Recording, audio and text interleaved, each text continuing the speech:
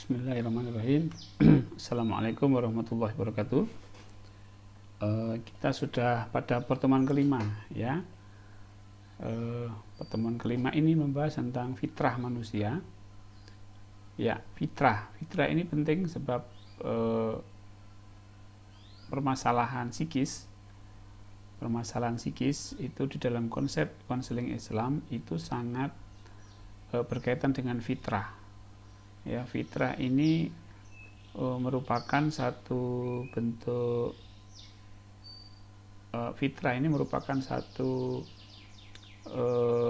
ketentuan yang sudah Allah tetapkan pada diri manusia.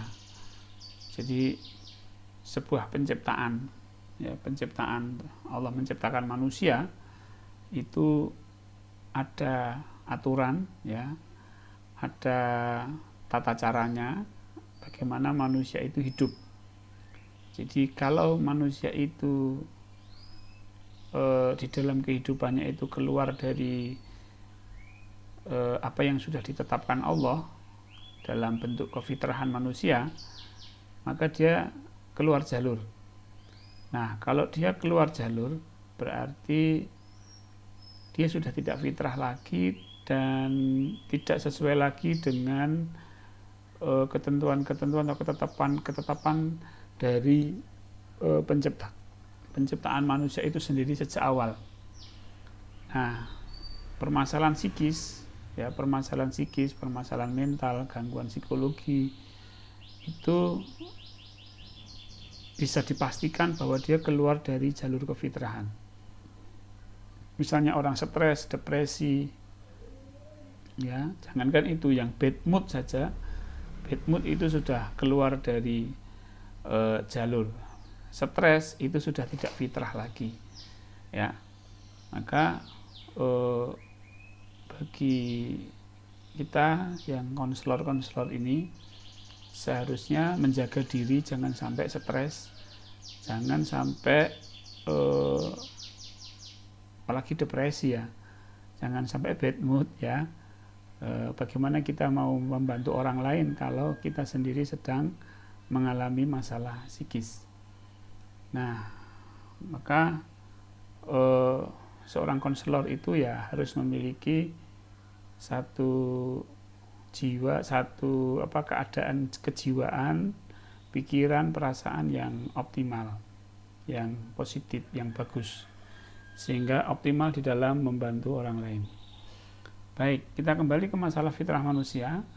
Ya, fitrah manusia, kalau saya analogikan ini, ya, apa sih fitrah itu biar memudahkan, ya.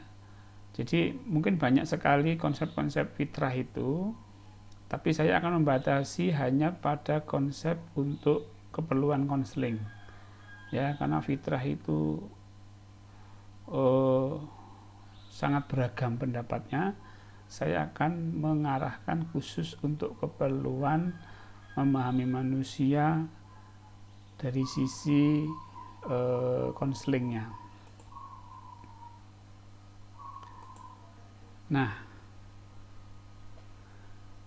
ya, kalau kita lihat, ya, pabrik itu mengeluarkan sebuah motor itu sesuai dengan kefitrahannya. Jadi misalnya kita membeli motor di dealer, ya, motor baru, ya, seperti itulah fitrahnya.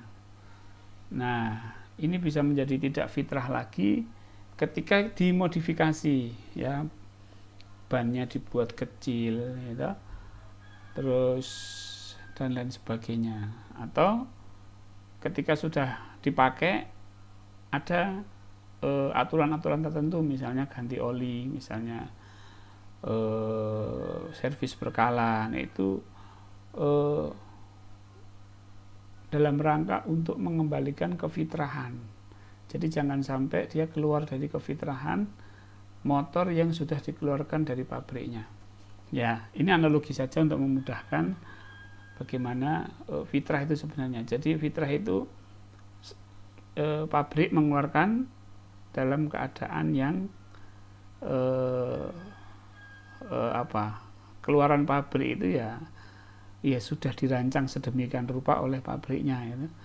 Itu namanya fitrah. Kalau sudah dimodif atau dipakai tapi tidak mengikuti aturan, nah itu sudah tidak fitrah lagi. Pasti akan timbul masalah.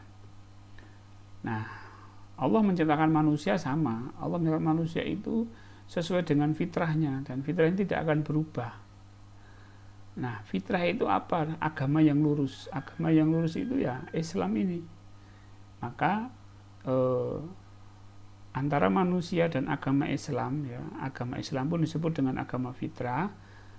Jadi manusia ini penciptaannya fitrah, gitu ya, fitrah. Seperti bayi yang baru dilahirkan, ya, fitrah. Bayi yang dilahirkan itu artinya ya seperti itulah manusia. Dalam proses pertumbuhan dan perkembangan akan mengalami perubahan-perubahan. Nah, perubahan-perubahan itu harus di-maintain dengan Quran dan hadis. Nah, Quran dan hadis itu ibaratnya adalah buku manual dari sebuah produk, ya. Katakanlah kita ini manusia, yang memproduksi adalah Allah misalnya, ya, yang memproduksi adalah Allah. Kemudian Allah menurunkan buku manual yang berupa Al-Quran. Nah, ketika proses pemakaian, ya, proses kehidupan kita, tumbuh dan berkembang, itu tidak sejalan dengan Al-Quran, ya, berarti kita sudah tidak fitrah lagi. Dan potensi untuk stres, potensi untuk depresi, potensi untuk bermasalah dalam kehidupan. Nah, makanya kalau ada orang stres, depresi, nah itu sudah bisa dipastikan bahwa dia sudah tidak fitrah lagi, ya. Jadi apapun alasannya, yang namanya stres itu menunjukkan bahwa dia sudah tidak fitrah lagi. Meskipun dalam konsep psikologi itu ada namanya distress dan eustress. Kalau distress itu stres yang negatif, ya. Kalau eustress itu stres yang positif. Tidak, kalau dalam Islam yang nama stres itu negatif, mau baik distress, mau baik eustress, apalagi yang distress. Jadi Islam itu sangat menghindari adanya stres. Maka dalam konsep Islam itu manusia itu harus dalam kondisi kejiwaan yang tenang. Tadi kalau tenang itu berarti tidak stres, itu kondisi dalam kejiwaan yang mutmainah, ya. Baik. Nah, Allah menciptakan manusia itu atas dasar fitrah. Ya, tadi di depan sudah saya jelaskan bahwa Allah itu menciptakan manusia itu atas dasar kefitrahan. Fitrah itu ya pabrik tadi, ya. Pabrik itu menciptakan atau mengeluarkan Honda Revo. Karena saya punyanya Revo. Itu keluar pertama itu ya fitrah, ya sudah seperti itu. Saya pakai pertama itu ya seperti itu harusnya kondisinya. Nanti setelah saya pakai ya saya harus mengikuti aturan-aturan yang dikeluarkan oleh pihak Astra yang mengeluarkan Revo. Jadi Allah menciptakan manusia atas dasar fitrah. Maka kalau sudah keluar dari fitrah pasti masalah. Fitrah juga diartikan sebagai kondisi penciptaan yang terdapat dalam diri manusia yang menjadikannya berpotensi melalui fitrah itu. Nah, ini kalau kita manusia ini itu sesuai dengan fitrah maka sehat, ya. Berarti potensinya muncul gitu loh, pasti sehat. Ya, kalau manusia tidak keluar potensinya kan berarti error, ya. Error. Nah, kalau tidak sesuai fitrah berarti sakit. Nah, dalam proses konseling Islam kita mengembalikan yang tidak fitrah menjadi fitrah, dari yang sakit menjadi sehat.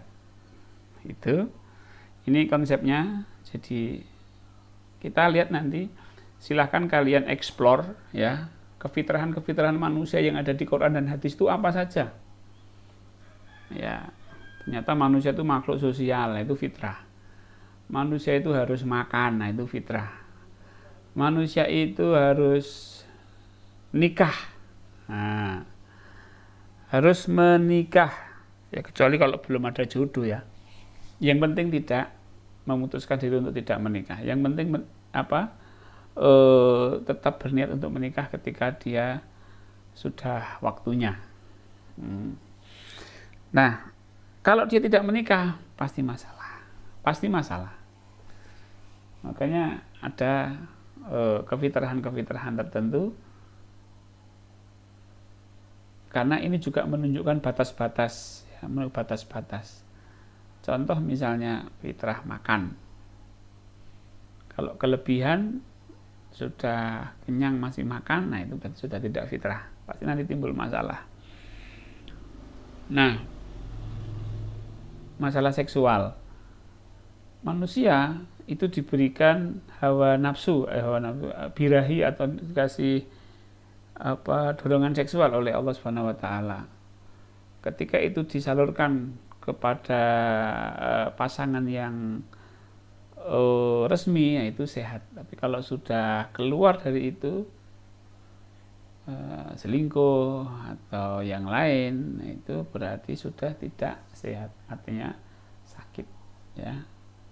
Ya mungkin ketika dia melakukan zina itu enggak bahagia-bahagia saja, tapi nanti dari situ akan timbul masalah, ya.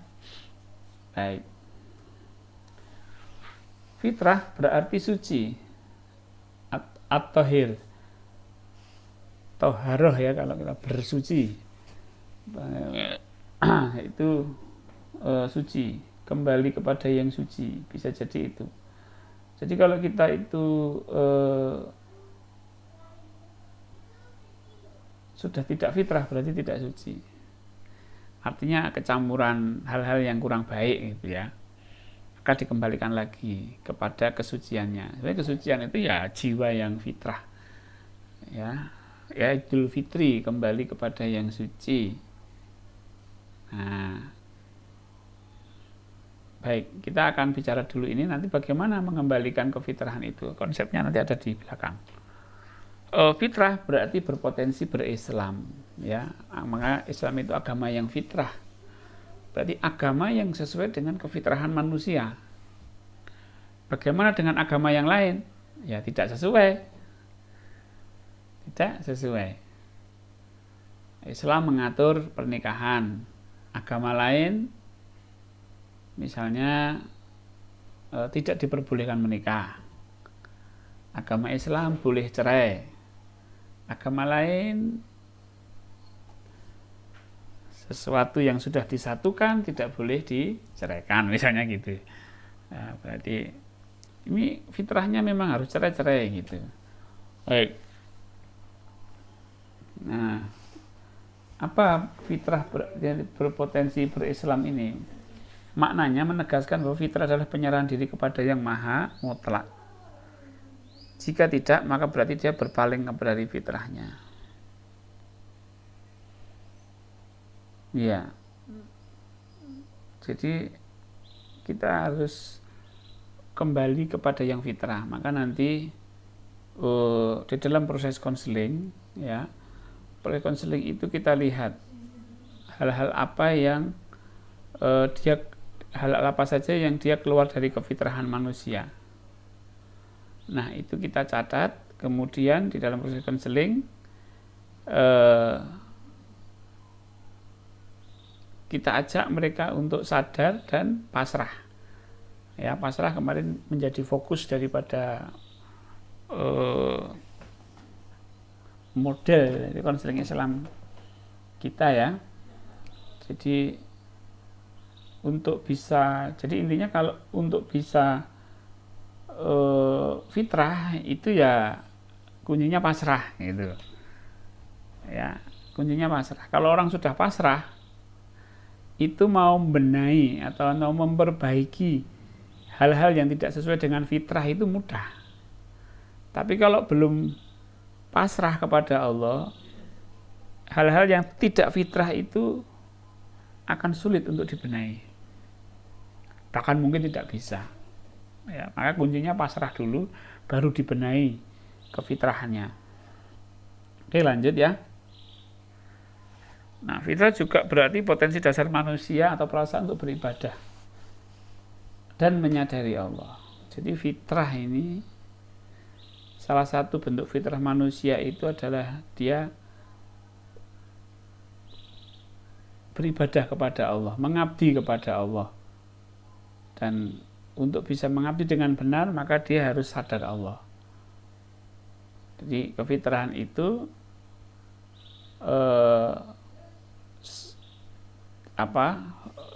potensi sadar Allahnya, bahwa manusia itu diciptakan itu memang dia memiliki fitrah untuk ma'rifat kepada Allah, mengenal Allah, sadar Allah, ihsan, itu adalah satu bentuk kefitrahan, ya, kefitrahan manusia.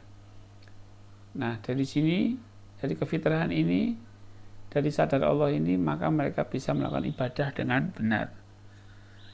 Nah, jadi nanti di dalam proses konseling itu ya kembali ke pasrah lagi. Pasrah, kemudian disadarkan tentang Allah. Nah, kemudian potensi-potensi ibadah yang dia sukai, yang dia miliki bisa diaplikasikan. Misalnya dia senang zikir, ya pakai zikir. Misalnya dia senang sholat, ya pakai sholat.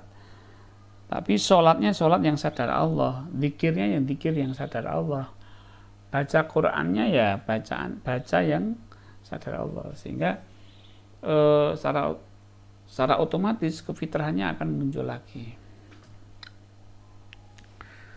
Nah, konseling dan fitrah. Nah, ini kita membahas tentang konseling dan fitrah. Apa sih hubungannya konseling dan kefitrahan ini? Sama konseling Islam, ya. Nah, munculnya masalah, problem,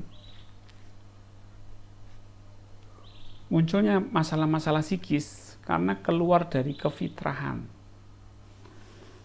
ya, keluar dari jalur kefitrahan, ya, tidak memutuskan untuk tidak mau menikah, menyukai sesama jenis, terus minum-minuman keras, itu sudah keluar dari jalur kefitrahan dia, ya.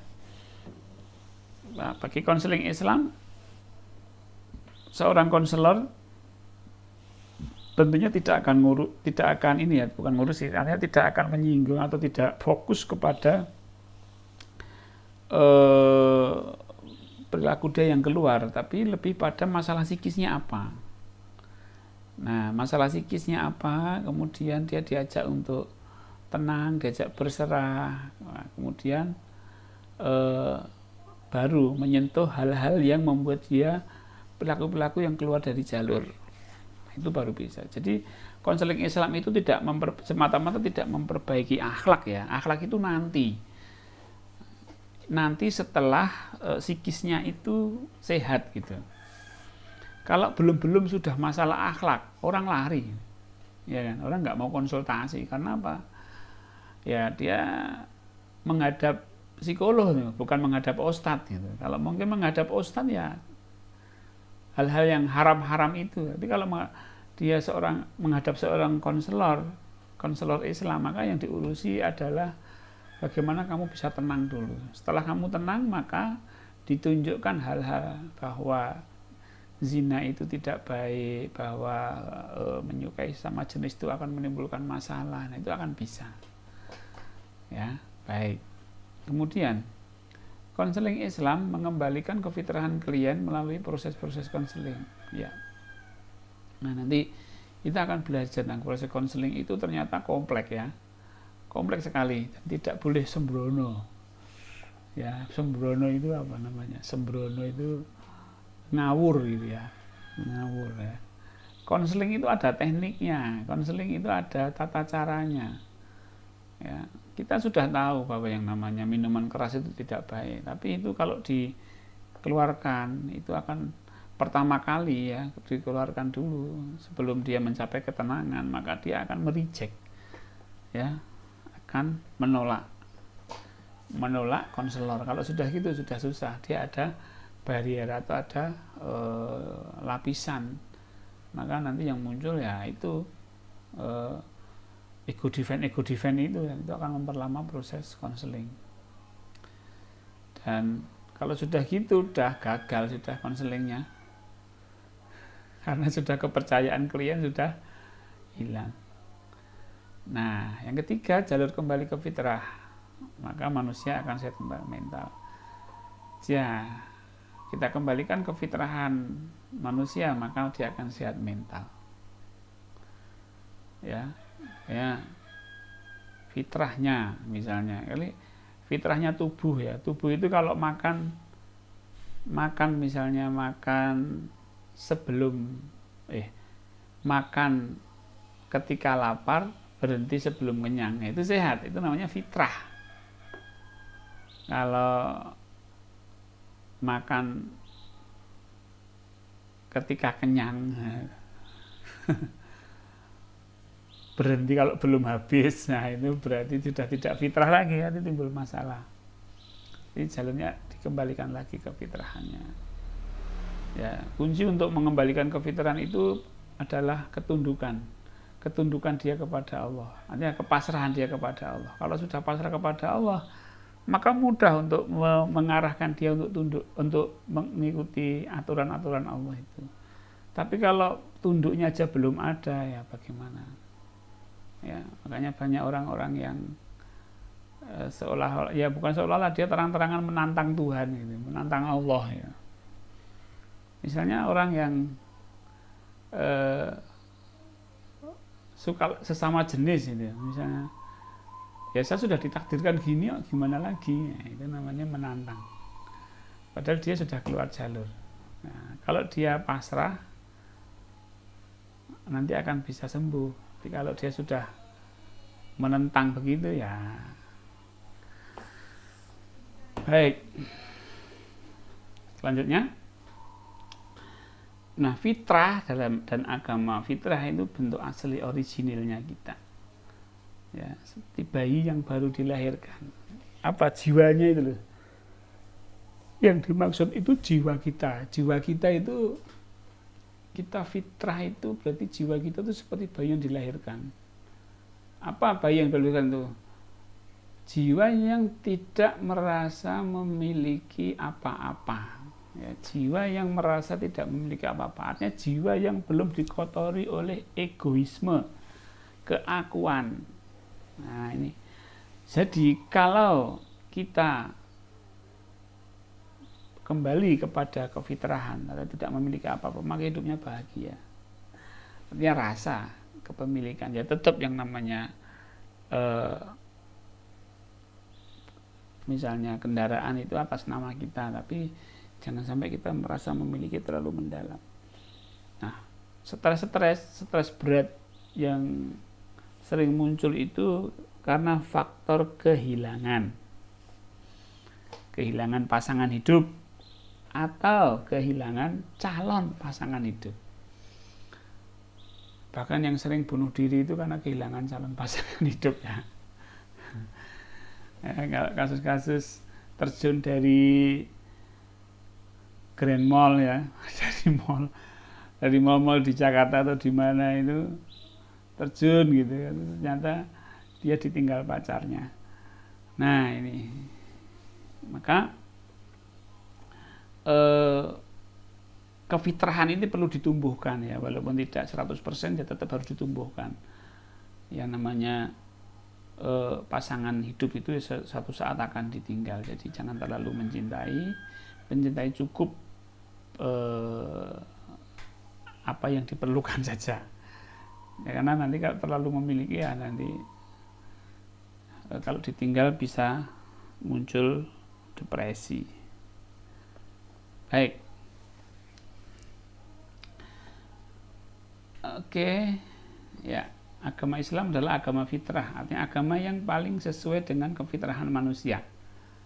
Jadi agama Islam ini agama fitrah, jadi agama yang paling sesuai gitu. Jadi kalau kita memilih agama Islam itu sudah sesuai.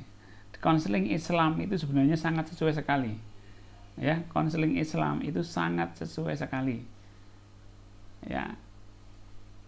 Karena apa? Karena konseling Islam itu mendasarkan kepada kefitrahan manusia dan mendasarkan pada konsep-konsep Quran dan hadis dan sunnah. Ini pas gitu loh. Jadi Jadi kalau kita ini ya, konselor itu ibaratnya inilah bengkel ya, tukang montir ya, tukang bengkel.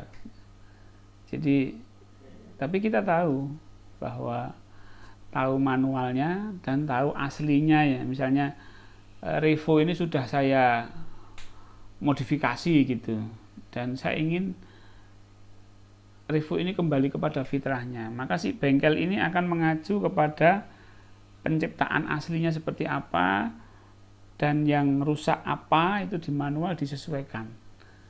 Nah, jadi seorang konselor itu ibarat tukang bengkel, tukang montir yang menangani klien yang sudah tidak sesuai aslinya lagi ya. Misalnya knalpotnya dibuat dilepas misalnya, nah itu kan sudah tidak.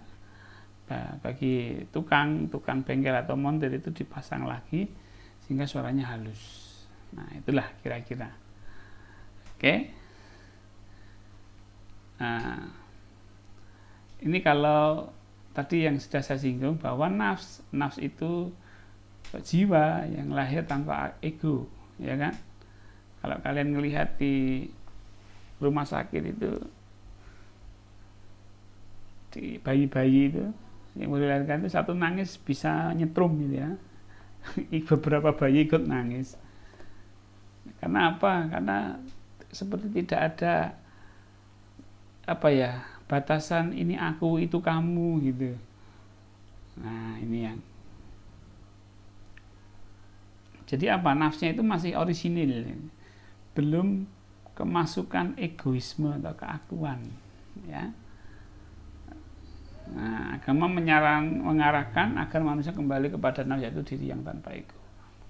Baik, karena agar manusia itu bahagia gitu. Maka seorang konselor ini membantu bagaimana manusia itu bisa kembali kepada kefitrahannya melalui konsep pasrah itu tadi ya, menyerahkan diri kepada Allah. Sudah nggak ada cara yang lain kecuali menyerahkan diri kepada Allah, maka muncullah potensi-potensi kefitrahannya ya. Kalau orang stres artinya tidak fitrah, diberi konseling Islam, kembali ke fitrah dan hidupnya tenang. Nah, ini mutmainah ya. Jadi tujuan daripada konseling Islam kemarin apa? Mencapai jiwa yang tenang atau mutmainah. Kalau sudah mutmainah, sudah dia mau menyelesaikan berbagai masalah apapun akan mampu. Jadi konselor itu hanya membantu sampai di sini saja. Konseling Islam bagi saya itu membantu bagaimana membuat orang itu tenang gitu loh. Perkara masalah hidup, kemudian solusi terhadap masalahnya, itu ya kembalikan aja ke dia. Kalau dia sudah tenang, diajak ngobrol tentang masalah dia itu dia akan terocos saja sudah kliennya itu. Nah, misalnya orang yang baru putus sama pacarnya misalnya, nah kan tidak tenang itu ya, tidak tenang, tidak tenang. Terus proses konseling dia tenang, kondisinya tenang misalnya. Baru ditanya sekarang apa yang kamu lakukan, apa yang akan kamu lakukan setelah ini terkait dengan masalah ini, kehilangan pacar. Ya Pak, saya harus mengevaluasi diri saya, mungkin saya banyak salah. Nah, itu keluar dari dia sendiri pernyataan itu, saya akan mulai menata hidup lagi. Nah, keluar dari dirinya, bukan dari konselornya. Konselor hanya membantu. Konseling Islam ini, konselor Islam ini hanya membantu bagaimana seseorang itu bisa tenang, dari yang tidak tenang menjadi tenang. Sudah itu habis itu diajak masalah dia dan biarkan dia menemukan solusinya sendiri. Karena yang tahu ya dia. Kalau konselor itu memberi saran, sebenarnya saran-saran yang sangat detail ya, itu kadang-kadang tidak sesuai dengan apa yang sedang dialami oleh klien. Jadi misalnya seorang ibu yang mengalami kekerasan dalam rumah tangga KDRT, ya menurut kacamata seorang konselor, wah cara itu nggak bagus, ibu harus damai dengan suami. Wah, Ya, nggak bisa. Dia udah mengalami kekerasan sekian puluh tahun. Oke, ya biarkan dia memutuskan. Kalau mau cerai-cerai ya silahkan, kalau enggak ya enggak apa-apa, silahkan. Tapi tahu resikonya kan, kalau kenapa enggak cerai. Kalau enggak cerai ya berarti dia berada pada lingkungan yang tidak sehat. Itu aja. Kalau kamu cerai nanti ya kamu akan jadi janda, tapi hidupmu akan lebih bebas. Biarkan dia memilih sendiri. Psikolog hanya memberikan sebuah wawasan-wawasan aja terkait dengan resiko-resiko yang dia ambil. Baik, terakhir ya, jadi proses konseling terkait fitrah ini secara prinsip melepaskan atau merelakan hal-hal yang bersifat kepemilikan yang menimbulkan masalah. Nah, apa yang menimbulkan, apa yang kepemilikan apa yang menimbulkan masalah pada dia. Nah, itu coba dia lepaskan, dia ikhlaskan, dia pasrahkan kepada Allah. Nah, gitu caranya nanti dalam proses terapinya. Kan ada konseling, ada terapi kita.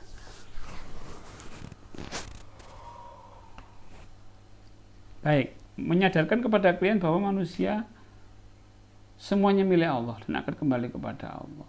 Nah, ini kesadaran seperti ini juga perlu ditanamkan sehingga membuat klien itu tenang. Ya, menerapkan kepasrahan sebagai jalan menuju fitrah. Nah, ini nanti akan kita bahas di dalam proses konseling. Ya, baik, demikian kuliah pertemuan kelima kali ini. Silahkan nantikan pada pertemuan ke-6. Assalamualaikum warahmatullahi wabarakatuh.